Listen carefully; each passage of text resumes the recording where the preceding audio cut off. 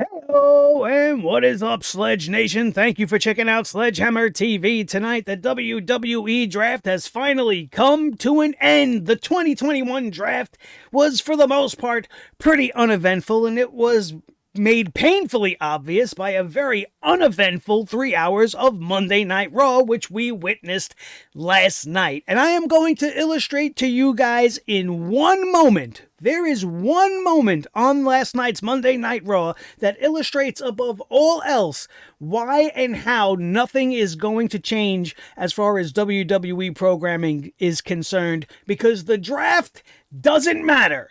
And we're going to tell you why right here and right now. My name is Nick Nightmare. You are watching the Sledgehammer Wrestling Show's WWE 2021 Draft Conclusion of Monday Night Raw Review and Reaction Show. Let's do it.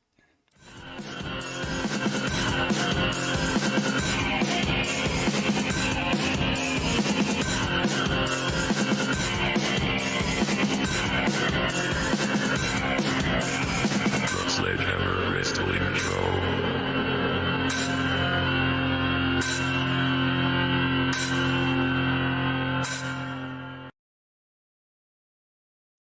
So when it comes down to it, Monday Night Raw last night was pretty much exactly the same as the Friday Night SmackDown Night 1 of the draft episode that we got this over the weekend. It was the same exact kind of format. We have random draft picks placed in weird spots throughout the show, and we had a bunch of matches that just were kind of there, and everything that happens on these shows isn't going to matter because the draft picks do not take effect until Crown Jewel is done. Did you guys know that? They happened to say that about 1,000,000,001 times tonight throughout the broadcast. In case you didn't hear them the first 100 times on Friday, they said it another 1,000 times tonight. You guys, don't forget, these rules don't take effect until after Crown Jewel, which means that the next couple of weeks of WWE, until we get to that stupid pay-per-view, is going to mean absolutely nothing. Absolutely nothing. So anything that you watched on Raw last night that might have got you interested in something for the future, you could put that shit right to bed, because the draft has ensured that anything that might have been interesting to you tonight is not going to have any sort of conclusion worth a damn whatsoever. If they're going to conclude anything, it's going to be wrapped up in 2 weeks and at a pay-per-view that 90% of us probably aren't going to watch, which is the Clown Fools pay-per-view in Saudi Arabia. Nobody gives a shit about anything that's going on there, and that is also one of the things that have affected this draft this year, is that it just is kind of in the way of WWE booking their all-important Saudi show. But that's not the worst thing about it. The worst thing about the draft was not the poorly put together card, the really terrible pacing, the random spots for draft picks. I mean, at one point, I feel like they forgot to start the show with the draft, right? The show kicked off with Becky Lynch coming out and telling everybody, hey, I'm going to be on Raw, before they even drafted her to Raw, as if she could see the future or somebody let her in on it. It's almost as if they realized by the time Jeff Hardy came out, they were like, holy shit, we forgot to announce the draft picks. Let's do it right now. So in between Jeff Hardy and Damian Priest having their entrances for their match for the United States Championship, we had draft picks. This is just screaming of a company that is absolutely out of their minds and completely disorganized and have no idea what they're doing. It just seemed so random, like it was thrown together minute by minute as it happened, and oh, we forgot to do the draft at the beginning of the show. Let's do that. And let's just stick them in wherever we decide to do so. That's not the worst part about it. Even the picks themselves. There were a lot of underwhelming picks. There were a lot of very predictable picks, and all in all, nothing has really changed. What did we change? We switched the Street Profits for the Viking Raider, Warrior Raider Raiders. It's just one tag team for another. You took Finn Balor from SmackDown and you put him on Raw, and you took Ricochet and put him on SmackDown instead. That's essentially the same superstar, minus the whole demon gimmick for Ricochet, but you understand what I'm saying. Do you think they're going to put Ricochet in a main event program against a guy like Roman Reigns? No. Is it going to be a new opportunity for Ricochet? Sure, but essentially, you have the same type of talent. So, it's an even swap. So what's really changing? Nothing. You got guys like Ridge Holland from... Who? Oh, NXT. The NXT nobody watches anymore, even before it became NXT 2.0. We got this Ridge Holland guy. I don't know who he is. This guy's being drafted. This guy's being drafted by SmackDown in one of their final picks on the night. Why? Does it make sense? No. Do we know who he is? No. Do we know a lot about Zia Lee? No. But she got drafted for some reason to SmackDown. I don't mind girls coming up. We need more women on the roster, so fine, whatever. But there were probably better picks there. There were definitely better picks than Ridge Holland and Gable Stevenson.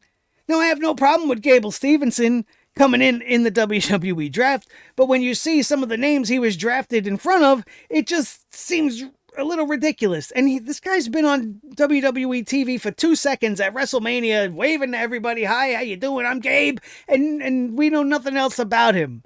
There's only one way to be a success with Gabe Stevenson, and that's to have Kurt Angle come back, be his manager, at some point have either Gabe or Kurt turn heel on the other guy, have Gabe Stevenson versus Kurt Angle at WrestleMania, erase the memory of Kurt versus Baron Corbin, plus you have 2 Olympic gold medalists going one-on-one in a WrestleMania ring, Gabe Stevenson wins, and then the man is made. He's a made man, like Tony Soprano.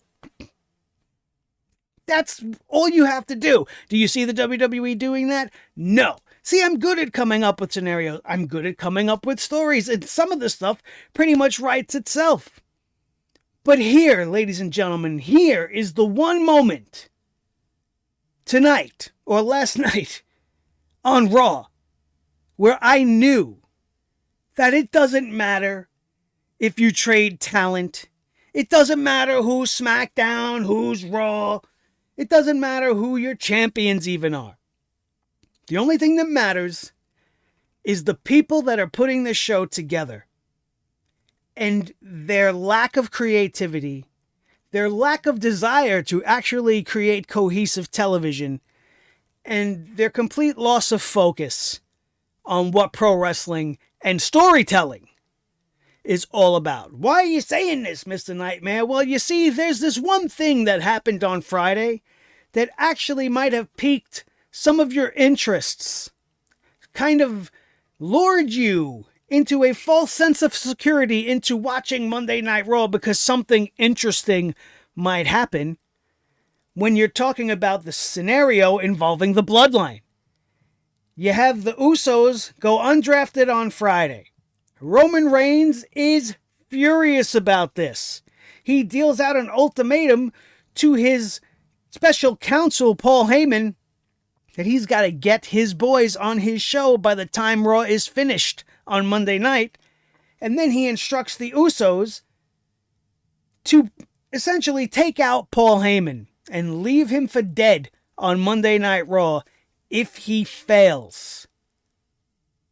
This was an intriguing thing. This is something that made me interested in watching Monday Night Raw. So when we get to the first round of the draft, and the Usos are announced as the first pick for SmackDown, I know already that it doesn't matter anymore. Because they lost focus. Did they forget about that tease? The fact that they just blew that off right at the beginning of this episode shows you that nothing about this show is going to change. Because here they had a prime opportunity to take something and make it interesting for us. Make the draft even interesting, and all they had to do was one simple thing. And I'm going to tell you, this would have been what I would have done if I were in charge of certain things on Monday Night Raw. The first thing I would have done is you do not have the Usos drafted in the first round. It negates all the drama and the tension and the suspense that you can create throughout the night pertaining to this angle. So follow me along on how this draft should have played out. Vital move number one. In the first round, AJ Styles gets drafted to Raw, without Omos. Then in the following round, Omos gets drafted to SmackDown. AJ Styles is furious about this. Right? And he wants to be with his buddy. He wants Omos with him.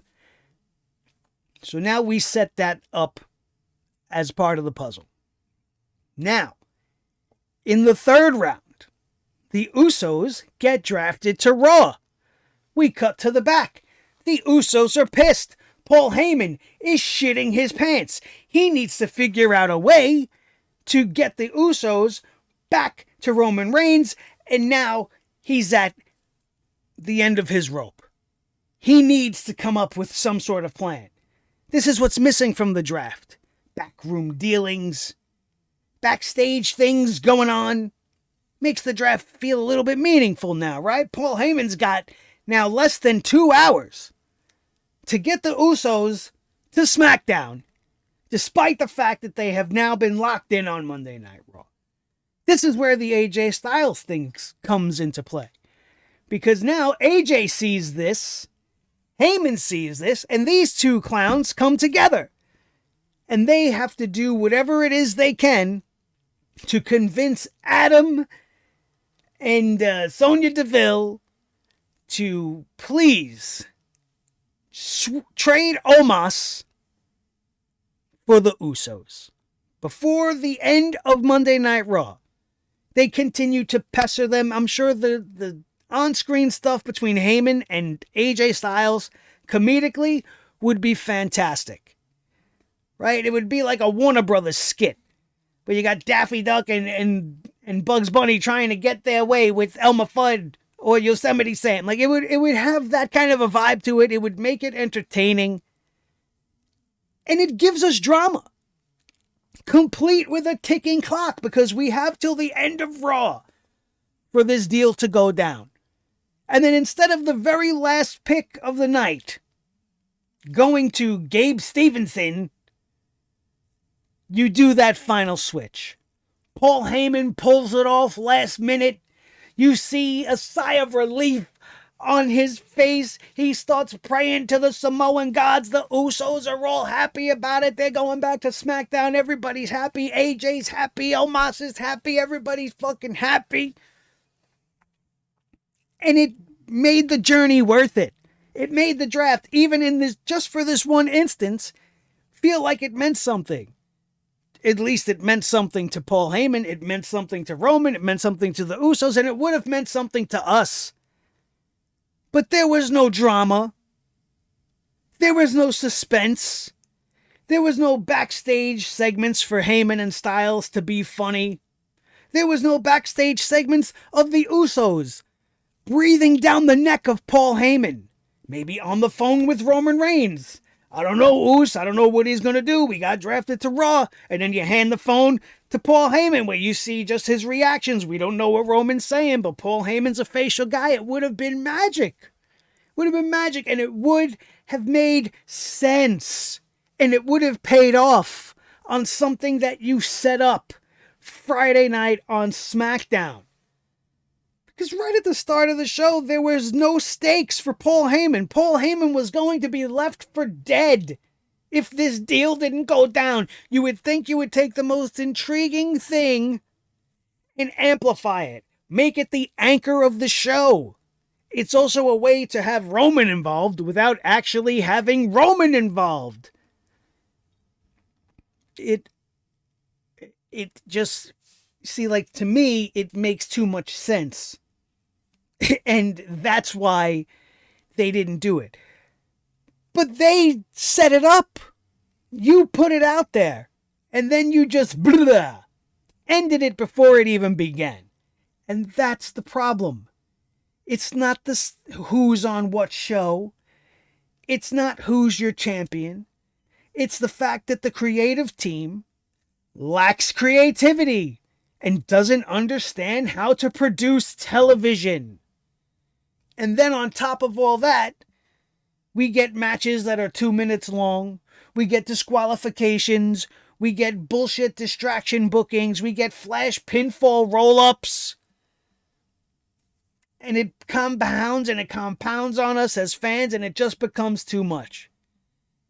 Because even if you wouldn't have been happy with the results of the draft, I think we would have all sat here and said, well, man, that was pretty cool what happened when it comes to the Usos and Paul Heyman. And I'm sure it would have been great TV.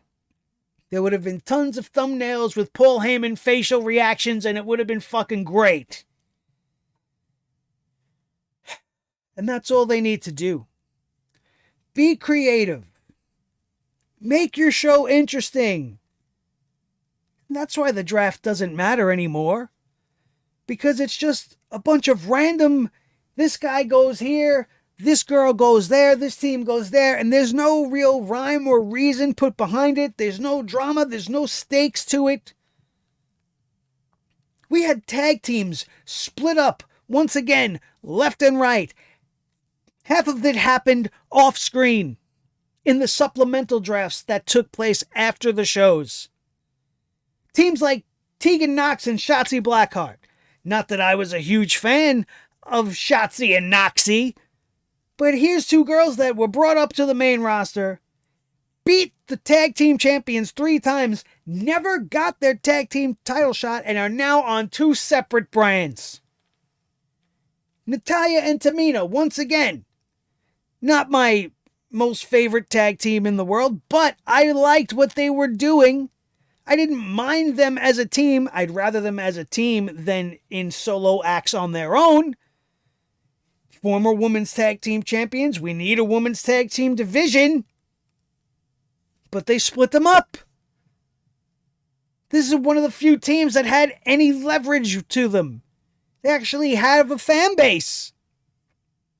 They were thinking about splitting up the Street Profits. Thankfully, they didn't do that. But too many things are just being thrown to the side by the WWE.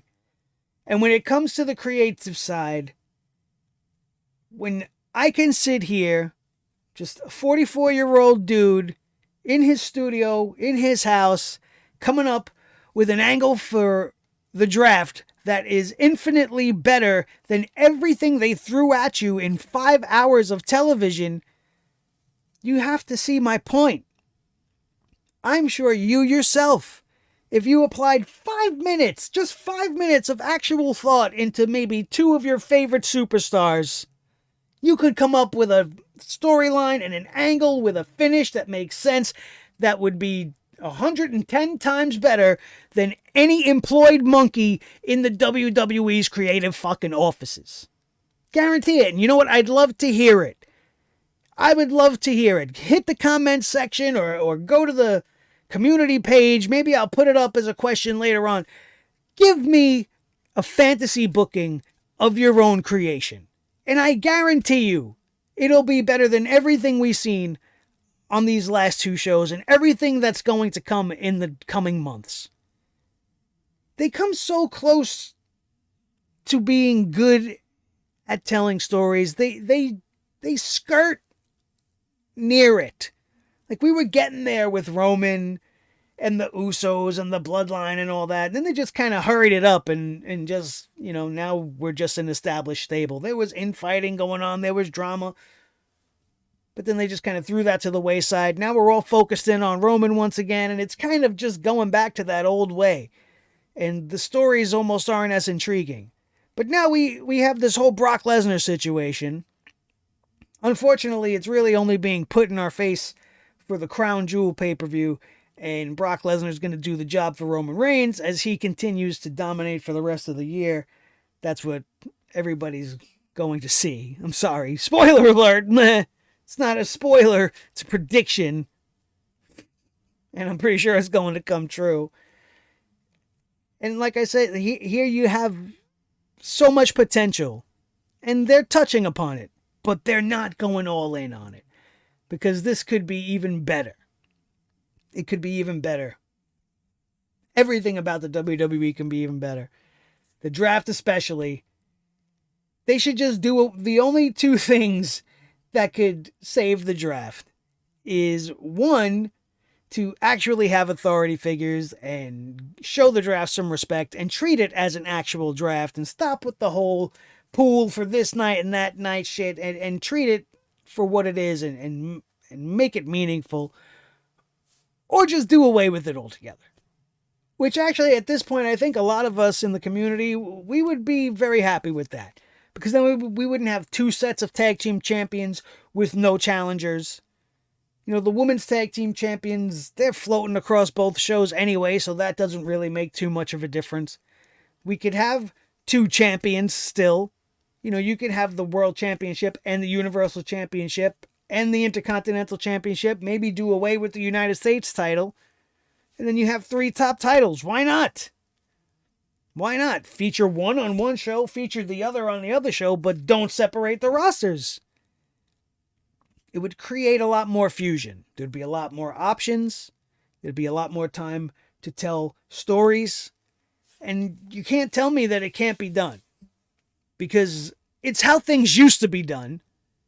And it worked just fine for the WWE back then. And it's the same model that AEW is using right now. And it seems to be working out fine for them.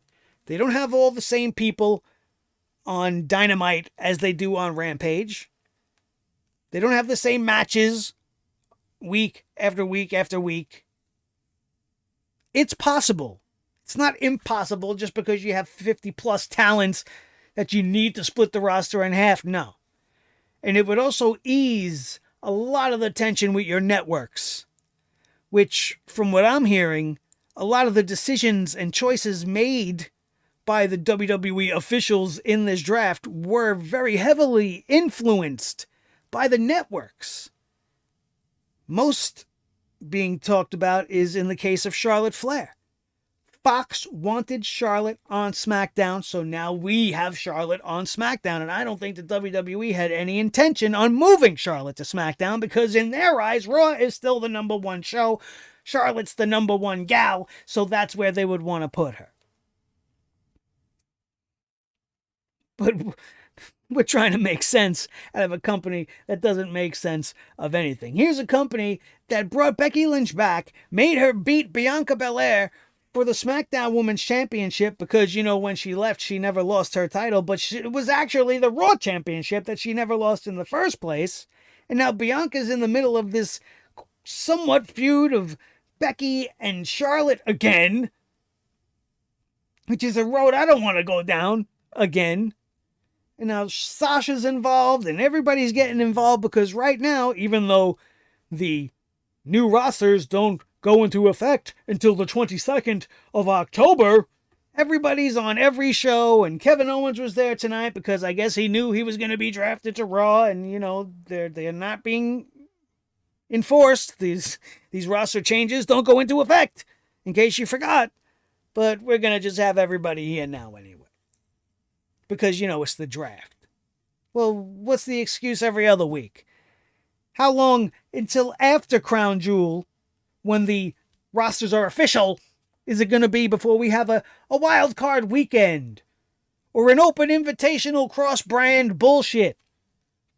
I mean, we got Survivor Series a few weeks away, and now everybody's going to be all brand loyal, even though they've only been there for a fucking hiccup in most cases. Bianca's going to be all on Monday Night Raw, meanwhile she made all her fucking history on SmackDown. There's no time for her to build a relationship with Monday Night Raw. For her to be diehard Raw for SmackDown. So I wish they would just do away with the brand supremacy. Build up some SmackDown matches in them, contained within itself. 5-on-5, 2 teams from SmackDown. A 5-on-5, 2 teams from Raw. A 5-on-5 with the females. Maybe feature a 5-on-5 or 4-on-4 from NXT. And then have a world title match, a universal title match, maybe a mid-card title match. That should be Survivor Series. Not Raw versus SmackDown, champions versus champions, and all this real lazy booking bullshit. Anyway, we rambled on long enough. I gave you guys a great example of what is needed in the WWE as far as storytelling is concerned. And now I'm going to tell you what actually fucking happened on this ridiculous show, and we are going to burn. We are going to burn right through this because I don't want to talk about Monday Night Raw at all. It's uneventful. It doesn't matter. Everything that happened tonight doesn't matter. It's only being used to build up to a pay-per-view that doesn't matter. So let's get on with the results, shall we? We opened the show, like I said, with a ridiculous three-way interview battle, promo battle with Becky Lynch, Bianca Belair, Charlotte Flair. And all we would get for sitting through this dreadful segment was Charlotte Flair, the newly drafted to SmackDown Charlotte Flair, in the main event of Monday Night Raw, taking on Bianca Belair, I guess, first time ever. The Draft Night 2 Round 1 seen Monday Night Raw take SmackDown Women's Champion Becky Lynch, and then SmackDown took Jimmy and Jey Uso, which made the Usos very happy. Paul Heyman was thanking God, and I was going, what the hell? It's over already? They didn't even do nothing.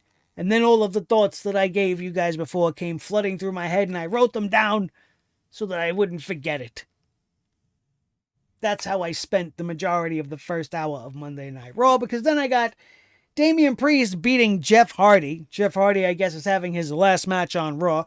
And WWE does this. They have whatever superstar is leaving the brand lose their last match on that brand, to make them look so great for SmackDown.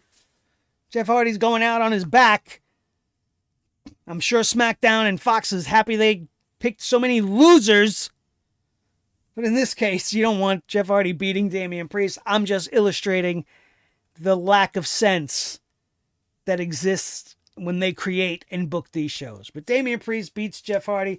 Decent match. Both of these guys, decent chemistry. But we didn't see a lot of it because we had a nice long commercial break. Then, after Jeff Hardy loses, he's saying his farewell to the fans when Austin Theory comes out. And Austin Theory wants a selfie. He's talking about how he admires Jeff Hardy, how he was inspired by Jeff Hardy. And then he beats the shit out of Jeff Hardy and then takes a selfie anyway with his unconscious body. Great stuff. See, that's storytelling. That little nugget. It's like, wow, they can do something interesting. They can have something that gets my attention. But then you remember that Jeff Hardy's going to fucking SmackDown. Austin Theory's on Monday Night Raw, so it doesn't matter. That's the theme for this year's WWE Draft. It doesn't matter. It doesn't matter. As good as that was, just doesn't matter. Randy Orton lays out a one-on-one challenge to Omos, and this bothered Matt Riddle for whatever reason. But again, didn't matter. Second round of the draft. Monday Night Raw picked Seth Rollins, and Seth decided to sing Slim Shady. And he decided to say the word shit. He dropped an S-bomb in there because they're allowed to say it now, apparently. And he didn't say a word about Edge, who has also been drafted to Monday Night Raw. So I thought maybe he would continue, his feud there. But instead he just wanted to stand there in his Baron Zemo jacket that he borrowed from Becky Lynch, who was wearing a matching jacket almost. Tonight they were styling and profiling as a matchy-matchy couple with their fuzzy collars, I guess. I don't know. I guess that's a thing. SmackDown then picked Shinsuke Nakamura and Boogs, because, Boogs comes with Nakamura now. He's like an accessory. He's not even a pro wrestler. He's as useful to Shinsuke Nakamura as the crown or the cape. If somebody beats Shinsuke for the crown from this point on, are they going to get Boogs? Seems that way. Boogs is about as useful as the 24/7 championship right now. He's being traded in a package deal with Shinsuke, or actually not traded. He's staying. He's staying where he's currently annoying us on SmackDown. Raw then picked Damian Priest to stay on their show, and SmackDown picked Sheamus. So Sheamus will be moving from the red brand to the blue brand, even though he's injured, and he's actually had a surgery done on his nose, and he's going to be gone for a little bit of time. He had another surgery, not the one we already knew about. Then we had Shayna Baszler defeating Dana Brooke in less than a minute, I think. And everybody's going all crazy because Corey Graves kind of buried Dana Brooke here, saying that she hasn't accomplished very much in the WWE. I'm paraphrasing, but she's saying something like she hasn't gotten the opportunity to develop, and she doesn't get a lot of opportunities because of that. And everybody's getting on Corey Graves' balls, and I don't really care. I mean, especially since what he said is about 80% true anyway, and he's just being the heel commentator he's supposed to be, so everybody lay off of Corey Graves just a little bit. He's just doing his job, and all of a sudden Dana Brooke fans are coming out of the woodwork. I thought Dana Brooke fans were a myth. I thought that was like seeing Bigfoot out in the woods. It's like, oh shit, there's a Dana Brooke fan? Oh, I don't believe it. You better call the Guinness Book of World Records. Or Ripley's Believe It or Not, if you're old enough to remember that show. Because I am. I'm so fucking old. It's probably why I don't enjoy wrestling anymore. Right? This old guy don't like wrestling. Let's click away from the video. Oh, cry in your beers, you little bastards. Anyway, they're plugging this Undertaker movie on Netflix. I haven't checked it out yet. I will. I might do a review if it's worth it. Maybe it'll be worth talking about. You know what's not worth talking about is the action that continued on Monday Night Raw. A very quick tag team match. Angel Garza and Humberto Carrillo defeated Mustafa Ali and Mansoor, because reasons. And then we had the draft. By the way, they decided immediately after this tag team match to introduce Big E. So Big E came out, they played his music. He said that the announcers were like, oh, Big E coming up next, the WWE champion, when we come back on Raw. And then we come back and we have the draft. It's time for round 3. AJ and Omos are staying on Raw. Shayna Baszler gets moved to SmackDown. Kevin Owens gets moved over to Raw. And SmackDown calls up Xia Li from NXT, which was weird, but not nearly as weird as what was to follow. Big E was in there giving a big old promo, and he would get interrupted by Big D, Drew McIntyre. They're building this up because they're going to have a singles match at Crown Jewel. But here again is one of those moments where WWE shows that they have the capacity to try to tell stories. They just don't do a good job. Somebody in the back remembered that Dolph Ziggler has a hand in both the careers of Big E and Drew McIntyre and decided to play on that tonight. The problem is it went on forever and ever and ever, as Dolph Ziggler reminded us how he was with Big E back in the day, and Big E wouldn't be where he is, and there wouldn't be a New Day if it wasn't for Dolph Ziggler bringing him to the dance in the first place. Then he talked about Drew McIntyre when he came up from NXT and how Dolph Ziggler played a role in him becoming who he is and having the chance to beat Brock. But it just kept going on and on and on. And I wouldn't have minded if it ended after Dolph said his piece. But then Bobby Roode had to jump in saying that everybody calls him Big Bob. Nobody calls him that, and Big E said that, and I laughed when Big E was like, nobody calls you that. His delivery was chef's kiss perfect. It was fantastic. But all of this nonsense, which went on for way too long, only led to a impromptu tag team matchup, because, can they coexist? Big E and Big D, the two guys that are going to go one-on-one at Crown Jewel, we don't know that yet, but we know it, but it wasn't made official. Big E and McIntyre defeat the Dirty Dizogs in a mildly entertaining match. All of this just for Big E to offer Drew McIntyre a title match at Crown Jewel, which makes what sense? Big E's the WWE Champion. Drew McIntyre was drafted to SmackDown. Why is this match happening?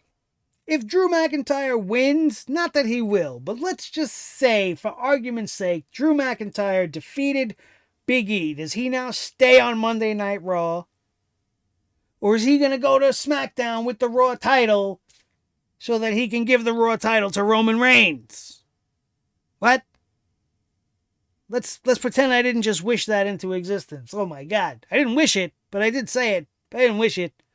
Just like I don't wish to have to see anything that has to do with the 24/7 champion, Reginald, who's just here to flip around and... No, Drake Maverick, no. You go. Take the 24/7 title and Reginald with you. Don't smirk at me. I hate the 24/7 title, and I hate... No, Drake Maverick. Get out of here. Get out of here right now. I wish it was that easy for us to get rid of the 24/7 title. Reginald's backstage, he's flipping all over the place, and then he runs into Apollo Crews, who's like, "Hey, Reginald, what's up, bro?" And then that was it. And Apollo was like, "Hey, Aziz, I told you things were going to be fucking wacky over here," in so many words. Then the 24/7 nonsense kind of continued in a way. But Kevin Owens came out, and everybody was happy for the new Raw person, Kevin Owens. And then Akira Tozawa came out, grabbed the mic from Kevin Owens before he could say anything, challenged Reggie for the 24/7 title, and then Kevin Owens stunned his ass into oblivion and walked out. Welcome to Raw, Kevin Owens. I hope there's not a lot more of that in your future. If you would do me a personal favor and just obliterate everybody in the 24/7 division to the point where they, just dismantle the division from the inside out, I would be very grateful, Mr. Owens. Always a big fan, sir. Big fan, but I would consider this a service to pro wrestling fans throughout the world. And we would all owe you. Huge. The WWE Draft continued with the fourth round. Street Profits moved to Monday Night Raw. Viking Raiders moved to SmackDown. As I said earlier in my rant, even swap, doesn't matter. The Warrior Raiders going to SmackDown. Profits back on Raw. Big whoop. And then again, Raw gets Finn Balor. SmackDown gets Ricochet. Two very similar body types. Two very similar wrestling styles. Two very beloved fanboy wrestlers, I guess you could say. Fans are very behind Ricochet. Fans have always been very behind Finn Balor. Ricochet doesn't have a demon, but he does have some incredible offense. Finn Balor's got the demon, which always makes him cool. And being back on Raw and on the land where there is now Seth and Ed and Edge, maybe it'll be okay. But for Ricochet, who's there for him to really face over there? Maybe with Hit Row coming up, that'll be something interesting. I'd love to see Ricochet versus Swerve. That would be probably fantastic. But other than that, I don't know. It seems like a pretty even trade in round 4. They announced the King of the Ring and the Queen's Crown tournaments will begin this Friday and continue on Raw next week. Again, just pushing for people to watch because right now nothing matters. The brand splits are, I guess, not in effect for the next couple of weeks at all. And we're just going to do all this shit leading up to Crown Jewel. Rhea Ripley and Nikki ASH decided to wrestle tonight, and they went, excuse me, I was going to say one-on-one. They were in a match with Natty and Tamina, who would go on to be split as a tag team anyway. This match was meh. I'm not into Rhea Ripley and Nikki as a team at all. I can't wait for it to implode and be over. I don't know who's going to take the women's tag team titles from this point on because there are no more women's tag teams. I think there's like none. 0. So I don't know what they're going to do there. Round 5. Raw picks Karrion Kross. SmackDown picked Humberto Carrillo and Angel Garza. So despite them being rebranded on Monday Night Raw, they are now going to take their roses to SmackDown. And then Raw picked Alexa Bliss, who is away getting some surgery done right now, but will be back, I guess, at some point. And then SmackDown decided to keep Cesaro around, which is fantastic news. He was one of my favorite picks on the night. I was happy to see Cesaro did not get forgotten. You know who I wish would be forgotten? Bill fucking Goldberg. But he came back tonight to continue to threaten Lashley's life. Bobby Lashley decides to up the ante tonight. And he wants to give him a no-holds-barred match at Crown Jewel because he didn't do this intentionally to Goldberg's kid. It was all a misunderstanding, but whatever. Goldberg accepts. He got down on his knees and was thanking God.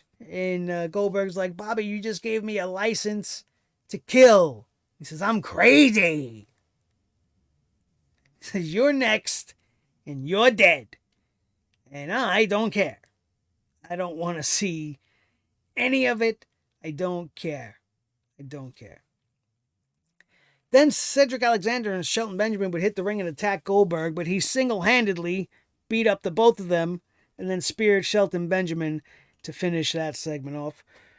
The New Day would then defeat Cedric Alexander and Shelton Benjamin in under 3 minutes because they got their asses kicked by Bill Goldberg. This was not much of a match at all. This was more Xavier Woods on a one-man campaign to be crowned the new king of the ring. He keeps pushing to be the king, yelling, crown me at the camera multiple times. I'm on board. I think Xavier Woods would be a great king of the ring. I wish him well in his future, hoping that this becomes a thing. But then the Street Profits came down for whatever reason. They're back on Raw. They want the smoke. And then they were drinking with Kofi Kingston. Random. Absolutely random. After this was the 6th round of the draft. Raw, the final round of the draft, and the most underwhelming round of the draft by far. Raw picks Carmella, so she's going to take her most beautiful ass from SmackDown to Raw. Corey Graves almost busted a nut in happiness because now his girlfriend could be on the road with him and he can get off all the time now, which is good for him. Happy for them as a couple. They get to do the nasty. Fantastic. That's why Corey Graves was so overexcited, in case you didn't know. Then SmackDown picks the virtual unknown Ridge Holland. They didn't pick Pete Dunne. They didn't pick Walter. They didn't pick a Kyle O'Reilly. Or, somebody that we actually know. LA Knight, Cameron Grimes. No, Ridge Holland. What? Whatever. Talk about a wasted pick. Raw picking Gable Stevenson. It's Stevenson, however you say it. I don't get it. I don't get it. Are they going to do what they did with Kurt? They're going to bring him in. They're going to talk him up. They're going to give him everything right off the bat. I hope they don't do that. I hope they go with my idea. If you're listening, go with my idea. You don't even got to give me credit. Get Kurt back in the fold. Give him one more match. Give him a run as a manager for this kid. Do what you wanted to do with the Kurt Angle son thing, but change it up. And Kurt's got another gold medalist. He could be his tutor. He could be his mentor. And then you have it all implode with one final match at WrestleMania for Kurt Angle. Erase the stench of the Baron Corbin debacle. And then he could put over the new Olympian. It would be beautiful. It'd be a beautiful WrestleMania moment. It'd be music to my ears to hear this happen. Unlike Becky Lynch joining commentary during the main event, this was not music to my ears. She was terrible. I love Becky Lynch, but listening to her rambling on commentary while these two girls were wrestling in the ring was just a bit much. All for this to lead to her getting involved at the end after nearly 15 minutes of meh action. Becky Lynch gets involved, causes the disqualification, which prompts Sasha Banks to come out, beat up Becky Lynch. Sasha Banks standing tall. Sasha Banks from SmackDown standing tall at the end of Monday Night Raw, beating up the SmackDown Women's Champion. And that was the end. That was the end of this episode of Monday Night Raw. My interest in this show drained almost immediately when the Usos were drafted as the first pick. It's the biggest mistake I think they could have made on a creative level. You want to give people a reason to watch. You have to give them something to care about. You have to give them something to sink their teeth into, a story that's going to play out and then be resolved by the time the show is ended. And then we could move on Friday and go forward. I think it was such like a chip shot for them to do something like this. And I use AJ and Omos just as an example, but they could have done this with maybe Randy and Riddle or any other tag team. And then have Heyman and somebody working together to get this deal done. Tormenting Adam Pearce and Sonya Deville all night long. Would have showed a team solidarity between AJ and Omos, and it would have showed just how much Paul Heyman is actually worth as special counsel to the tribal chief. With the ticking clock ending of the show's final minutes, like, come on, man. If I could come up with that, they should be able to do that. They should be able to come up with something 100 times better than that. And I'm sure maybe they could. But the people that are in charge, Vince, Bruce, Kevin, John Laurinaitis, and everybody in between, until they step down or decide to actually let people be themselves and cut unscripted promos and let the writers write without Vince tearing shit up at the last minute, we're going to continue getting this same old shit over and over again. That's going to do it, everybody. We're about to sign out. My name is Nick Nightmare. This is the team. Thor the Sledgehammer, the official Sledgehammer of the Sledgehammer Wrestling Show, his tag team partner, the World Heavyweight Champion of all the microphones in all the world, Mr. Blue, the Yeti microphone, the most important member of the team, as always, each and every one of you. Now's the time for you to do your part. Make sure you are subscribed. If you are a Sledgehead of Sledge Nation, hit that subscribe button right now and help us get to 3,000 subscribers as soon as humanly possible. We are so close. It's like this close, you guys. Like this close. You gotta just squeeze it and let it pop and go over the 3,000 mark. Hit that subscribe button right now. Then make sure you're notified so that you don't miss a thing every time I decide to drop a video on this little channel we call Sledgehammer TV. You will be notified immediately, but you have to make sure to do so. Like this video if you had a good time with me here today. If you liked my ideas, if you liked anything I had to say, then that's what that thumbs up is for. If you didn't like me, go ahead and thumbs me down too. I don't give a shit. I don't give a shit because any interaction with the video helps it gain traction. So if you don't like it, don't like it. I don't care. I don't care. But then you can share it with each and every one of your wrestling buddies all over the wrestling world, especially if they need a place to come and dump on the WWE in a safe, happy, fun environment, because that's what I try to do. I try to be safe and happy and fun while I bring the hammer down and destroy the WWE one show at a time. That's going to do it. We are out of here. We will see you next time right here on your new favorite wrestling show, the Sledgehammer Wrestling Show, only on Sledgehammer TV, right here on YouTube.com. Boom.